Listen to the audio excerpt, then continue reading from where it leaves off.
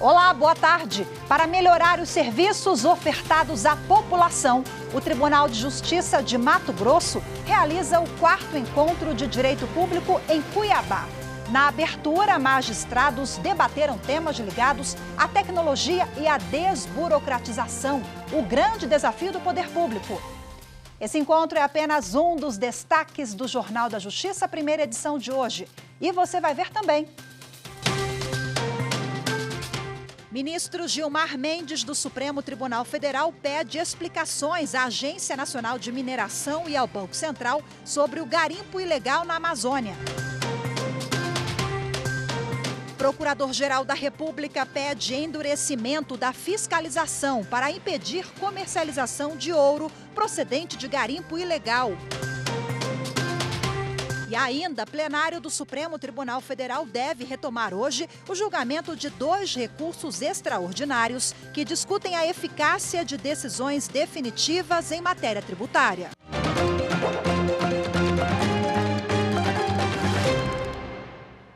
Eu sou Rafaela Vivas e a gente começa essa edição de hoje falando sobre um mês dos ataques antidemocráticos aos prédios dos 3 poderes. A data foi lembrada pelas redes sociais do Supremo Tribunal Federal, com um vídeo sobre o trabalho de restauração dos objetos danificados no edifício sede do STF. Vários itens do acervo histórico e artístico do STF, danificados durante os atos do dia 8 de janeiro, já foram recuperados pelo Laboratório de Restauro da Corte.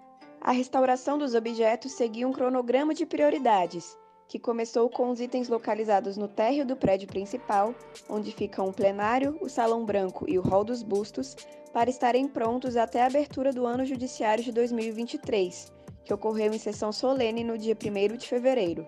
Olhe um pouquinho do trabalho minucioso que foi feito para a recuperação do Brasão da República e da escultura em bronze à Justiça, de Alfredo Sesquiati, resgatada nos jardins do edifício sede. Outros itens restaurados foram quadros bandeirantes de Ontem e Hoje, de Massonório Uragami, e o móvel que abriga a réplica da Constituição de 88. As próximas etapas de restauro serão no Salão Nobre e outras áreas do tribunal que funcionam nos demais andares do edifício sede. Acompanhe a gente aqui no TikTok para conferir.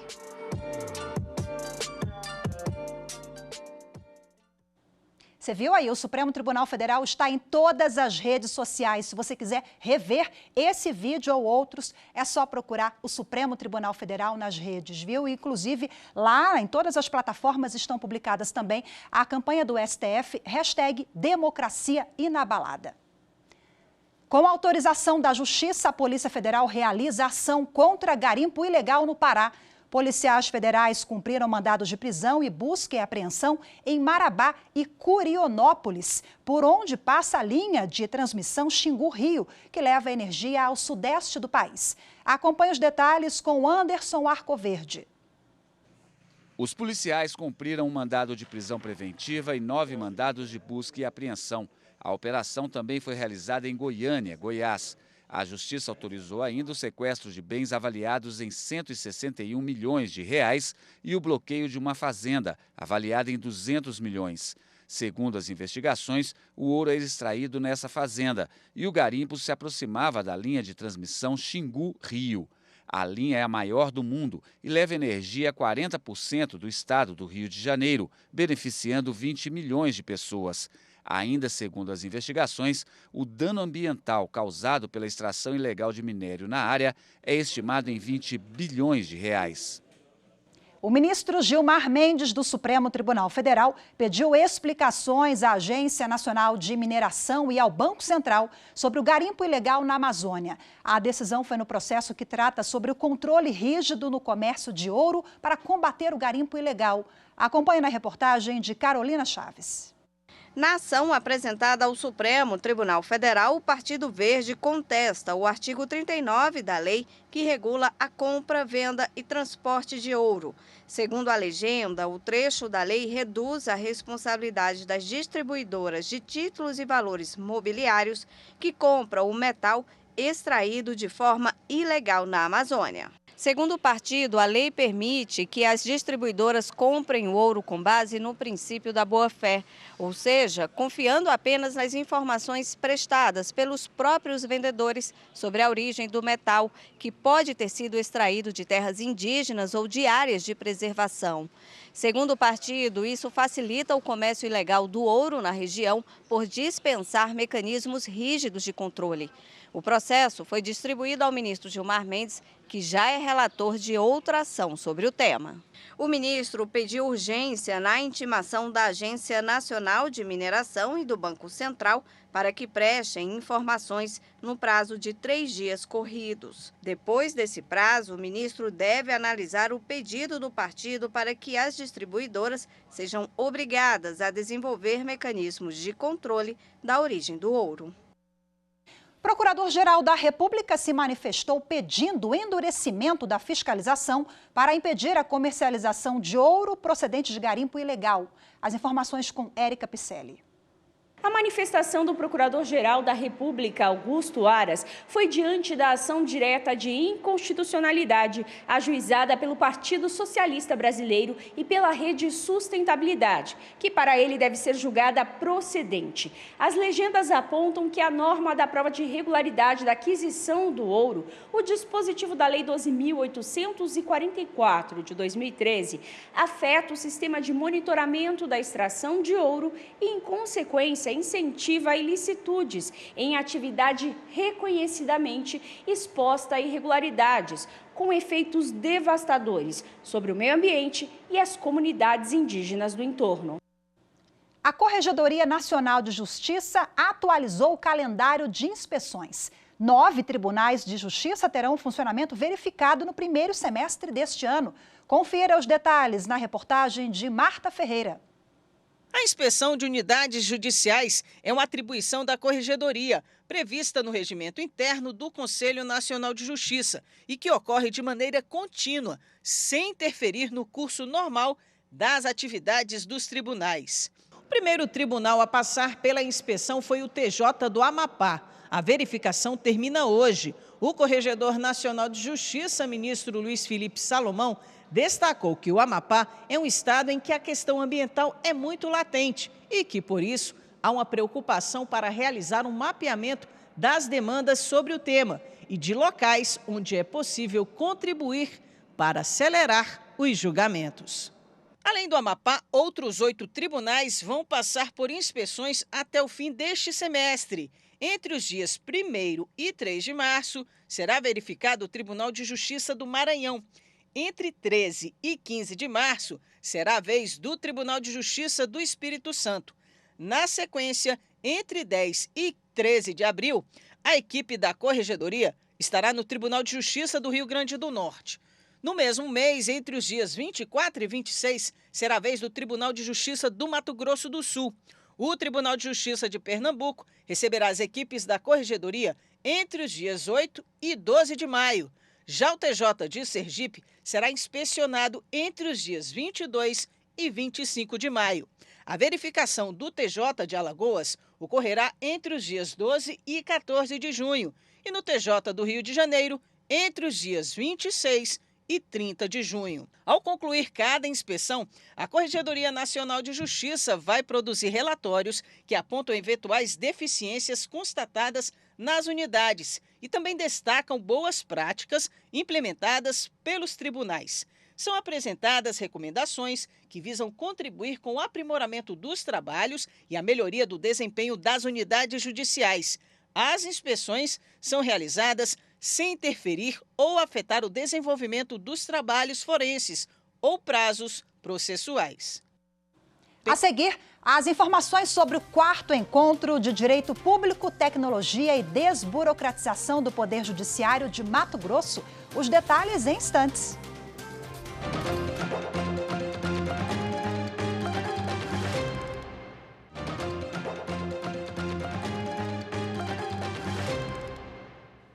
O Poder Judiciário de Mato Grosso realiza este mês o 4º Encontro de Direito Público, Tecnologia e Desburocratização. Em debate, temas para melhorar os serviços ofertados à população. Acompanhe na reportagem de Maritza Fonseca. Tecnologia e desburocratização, o grande desafio do poder público. Esse foi o tema da abertura do 4º Encontro de Direito Público de Mato Grosso. Magistrados e magistradas e outros profissionais da área do direito acompanharam a palestra magna com o ministro Marco Buzzi sobre superendividamento. É um problema social, não é só nacional, não é só do Brasil, o superendividamento. Ele gera reflexo no mercado financeiro, no comércio, na indústria, acaba atingindo a indústria, atinge a toda a sociedade, o sistema próprio, do próprio Estado atinge. Então, ele é muito interessante que seja, sim, bem enfrentado por gente de visão e que tenha um conhecimento de causa. A presidente do Tribunal de Justiça de Mato Grosso, desembargadora Clarice Claudino da Silva, ressaltou a atuação do ministro no fortalecimento das políticas de pacificação social. Tem sido um grande influenciador e trabalhador em prol da legislação que agora já temos, mas muito mais que isso. Ele é o exemplo maior, inclusive na execução do seu trabalho no dia a dia, em torno da pacificação social. A nova teoria sobre responsabilidade administrativa também foi um dos temas abordados. Quanto mais a gente conhecer a respeito da atual situação do sistema normativo e da realidade administrativa, melhor a gente vai realizar as tarefas que se colocam sob o ombro do Estado. O encontro, que segue até o final de fevereiro, é uma parceria entre a Escola Superior da Magistratura de Mato Grosso e a Escola Judicial da Associação de Procuradores do Estado. A proposta é discutir temas que contribuam com a qualidade dos serviços prestados aos cidadãos. A magistratura e a aplicação do direito exige atualização constante, no sentido de uma aplicação jurisdicional mais rápida, mais eficaz e condizente com as decisões jurisdicionais superiores, como do Supremo Tribunal Federal ou do Superior Tribunal de Justiça, do nosso próprio Tribunal de Justiça. E agora, para a gente falar mais sobre esse assunto, eu converso ao vivo, de forma remota, com a diretora da Escola Superior da Advocacia Pública de Mato Grosso, Juliana Lanes. Olá, doutora Juliana, seja muito bem-vinda, boa tarde. Boa tarde, Rafaela, tudo bem? Tudo jóia. Conta pra gente quais as primeiras considerações a respeito desse evento, né, que ele ocorre até o fim do mês. Essa troca de ideias é sempre muito importante, né, com todos os atores envolvidos, para a gente poder avançar cada vez mais e conter essa burocratização que ainda existe, mas o judiciário vem ali, aos poucos, desburocratizando e ficando cada vez mais. Hoje a gente já tem 100% digital, né? A senhora me falava aqui nos bastidores que o tribunal já quase não conta com processos físicos. Então, quais as primeiras considerações acerca desse evento? Na verdade, assim, o evento ele é realizado pela Escola Superior da Advocacia Pública, mas é uma parceria com o Judiciário e com a OAB, e isso faz com que haja um diálogo institucional entre essas instituições, visando pensar em maneiras de agilizar o nosso trabalho. Então, a burocracia ela veio recebendo uma conotação muito pejorativa ao longo dos anos, como de ineficiência do Estado, do Judiciário, mas ela é essencial à existência de um Estado moderno, porque ela envolve divisão de competências, ela envolve seleção de servidores públicos por critérios técnicos e não pessoais, ela envolve uma atividade ser previamente regulamentada. Então, ela serve para garantir a impessoalidade. E a gente precisa, então, pensar numa maneira não de acabar com a burocracia, porque ela é inevitável, mas de eliminar ritos desnecessários e que acabam impedindo que o serviço público seja prestado de maneira eficiente para o cidadão. E é aí que entra a tecnologia. Então, ela tem um papel essencial nesse processo de eliminar ritos desnecessários. Perfeita a sua colocação agora no início, né? A gente acaba esclarecendo esse tema, muitas vezes não compreendido de forma corretamente pelo senso comum. Doutora, quais são os principais gargalos para a gente poder avançar nessa questão? Eu acho que são muitos fatores que fazem com que o serviço público acabe sendo prestado de maneira ineficiente. A gente pode indicar aí um processo de contratação da administração pública que é lento, é demorado. Isso faz com que as inovações tecnológicas elas demorem para chegar para o cidadão, porque elas também foram pensadas para a iniciativa privada e a gente precisa adaptá-las à realidade do serviço público. A gente pode apontar também uma falta de comunicação entre os entes federativos. Então, um sistema que roda no município X, ele não se comunica com o sistema do município Y, que não conversa com o sistema do Estado e que também não fala com o sistema da União. Então, fica difícil a conclusão final acontecer de maneira mais rápida quando esses sistemas não estão integrados. E a gente também não pode deixar de falar de uma questão orçamentária financeira. Para o Estado investir em tecnologia, ele precisa tirar esse dinheiro de algum lugar. E o orçamento é no infinito, né? Então, são decisões difíceis para serem tomadas. E também pensar aí numa falta de pessoal, que às vezes é enfrentada pelos entes públicos, e necessidade de treinamento também dos servidores para operar com essas novas tecnologias. Ótimo, esse debate, esse encontro também discute isso, né? A formação desses profissionais. E o tema central desse quarto encontro é tecnologia e desburocratização. Vocês falam sobre várias coisas e eu sei também que dentro desse escopo nós temos a pacificação social. Queria que a senhora explicasse para a gente o que isso quer dizer e o que vocês vão debater a respeito. A gente viu aí no VT que foi passado, a desembargadora Clarice, que é presidente aqui do Tribunal de Justiça, falando de pacificação social. E a justiça ela foi pensada como um instrumento de pacificação social. Então, eu, cidadão, eu tenho um direito que foi lesado e eu procuro o judiciário para que o juiz determine que a outra parte observe o meu direito. Então, o judiciário pressupõe esse conflito de interesses em um Estado juiz que vem impor uma decisão, mas ainda que o juiz encerre aquele processo, o que a gente verifica é que, na verdade, muitas vezes o conflito social ele continua existindo, seja porque o processo demorou muito tempo para ser concluído, a situação fática até já se alterou, seja porque eu fiz 5 pedidos para o juiz, ele deferiu 1, seja porque o meu pedido sequer foi analisado, porque ele esbarrou em algum problema processual. Então, o que a gente verifica hoje em dia é que se as partes sentarem e chegarem a uma solução consensual que resolva o problema, mesmo que seja intermediada para um juiz, isso tem muito mais poder de resolver o conflito do que quando o judiciário vem e impõe uma decisão para as partes. Então, hoje a gente fala muito de métodos de solução alternativa de controvérsias, mediação, conciliação, arbitragem. O principal é resolver o conflito e não que esse conflito seja resolvido pelo judiciário. Maravilha, ótima reflexão para a gente terminar aqui a nossa conversa. Muito obrigada mais uma vez pela sua participação. Sucesso aí, que o trabalho seja muito produtivo até o final do mês, viu? Obrigada, boa tarde. Obrigada, boa tarde. A seguir, plenário do Supremo Tribunal Federal deve retomar hoje o julgamento de 2 recursos extraordinários que discutem a eficácia de decisões definitivas em matéria tributária. Voltamos já.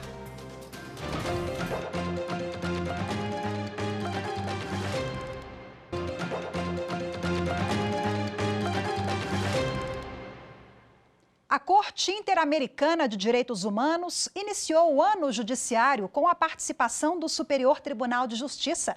Mais informações com a repórter Jéssica Castro. A Corte Interamericana de Direitos Humanos deu início ao ano judiciário de 2023 com uma solenidade de abertura e também sessões de julgamento em San José, na Costa Rica. O evento contou com a participação do Superior Tribunal de Justiça, representado pela ministra-presidente Maria Tereza de Assis Moura, que falou sobre o papel das juízas e dos juízes na preservação do Estado de Direito e da democracia. O cenário atual comum a vários países da região é, por lo tanto, bastante complexo y desafiante para el mantenimiento del Estado de Derecho con sistemas judiciales independientes, indispensables a su vez para garantizar la democracia y la protección de los derechos y libertades fundamentales. Renuevo el compromiso de la Corte Superior de Justicia de Brasil con la defensa de la ciudadanía y los derechos humanos y nuestra mejor disposición para profundizar e ampliar a cooperação com a Corte Interamericana de Direitos Humanos. As sessões de julgamento da Corte Interamericana de Direitos Humanos podem ser conferidas no canal da Corte IDH no YouTube. Na sessão dessa terça-feira, o plenário do Tribunal Superior Eleitoral desaprovou a prestação de contas de 2018 do Partido Republicano da Ordem Social, o PROS. Segundo o Ministério Público Eleitoral, a legenda teria usado recursos do fundo partidário de forma irregular. Entre os problemas encontrados na prestação está a falta de ações efetivas para a promoção da participação política das mulheres. O TSE ainda determinou que o PROS devolva os valores irregulares ao erário, quase R$1.900.000. O partido também recebeu multa de aproximadamente R$475.000, que devem ser descontados das cotas do fundo partidário. O relator do processo, ministro Alexandre de Moraes, ele apresentou vários problemas encontrados na prestação de contas do partido. O PROS deixou de destinar R$ 517.670,76 em programas de incentivo à participação feminina na política e R$ 144.909,69 à fundação partidária, o que foi corrigido apenas no exercício financeiro de 2018. Os recursos públicos não se prestam a pagamentos não comprovada, a vinculação partidária, e aqui cito vários dos pagamentos, e alguns eu já fiz referência anteriormente. Por exemplo, aqui também houve a contratação de um chefe de cozinha, sendo que o partido já tinha o cozinheiro, sem a necessidade, sem a comprovação do porquê esse chefe de cozinha atuava também para o presidente do partido. Aquela confusão do público com o privado. Ficou comprovada também a contratação de arquiteto e de serviços de pintura para a reforma do imóvel, a partir dos depoimentos colhidos em investigação da Justiça Federal, com valor pago em mais de R$300 mil, o que constitui falha grave, dada a desnaturação do emprego dos recursos públicos. O plenário do Supremo Tribunal Federal deve prosseguir nesta quarta-feira o julgamento de 2 recursos que discutem os limites das decisões definitivas em matéria tributária. Na semana passada, o colegiado formou maioria no sentido de que os efeitos de uma sentença definitiva, ou seja, transitada em julgado em matéria tributária de trato continuado, perde seus efeitos quando há julgamento em sentido contrário pelo STF. Vamos acompanhar na reportagem de Carolina Chaves. Hoje vai ser o 3º dia de julgamento dos recursos apresentados pela União. O julgamento deve ser retomado com os votos dos ministros Ricardo Lewandowski e da presidente do STF, ministra Rosa Weber.